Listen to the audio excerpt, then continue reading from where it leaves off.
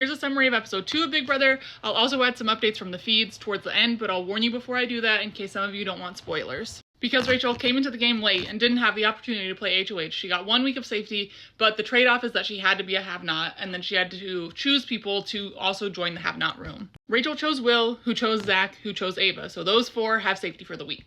And the have-not beds are these, like, crime chalk outlines of bodies. Not that bad of a bed, and as far as advantages go for returners in the game, this isn't too bad. I'm okay with it.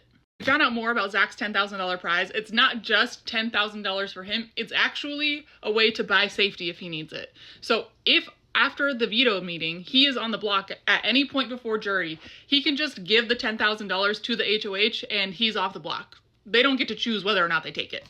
So Zach has guaranteed safety for this week because Will chose him to be a have-not, and he has guaranteed safety for the next time that he's on the block post-veto meeting. Kelly tried to take the prize of stupidest person in the house because she made a final 2 with Vince, the HOH, and then told him that he should put her on the block so that nobody will know that they're working together. Yes, that's a great idea, Kelly. He didn't listen, thankfully. The house had to vote on who they thought the accomplice was. The majority said Riley, some of them said Zay. Lauren was the only person who sort of pushed, like, I think it's probably a woman, but nobody listened to her, so she voted for one of the 2. Riley was really mad that everybody voted for him, but he was not the accomplice. The accomplice was Amy.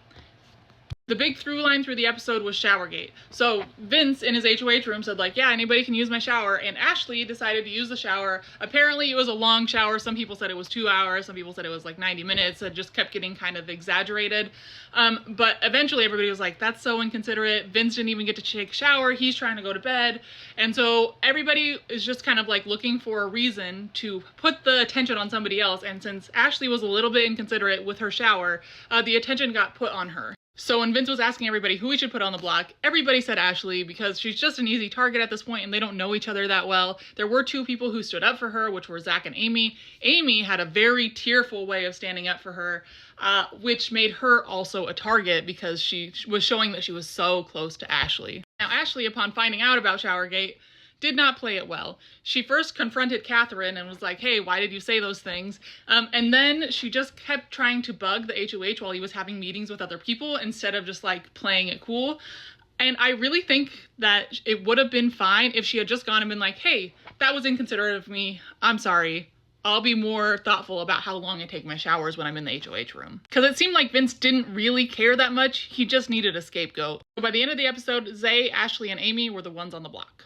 So updates from the feeds, Ashley won power veto, which means Showergate will not kill her. Because Vince will have to nominate somebody else, Kelly is offering herself up as a pawn again.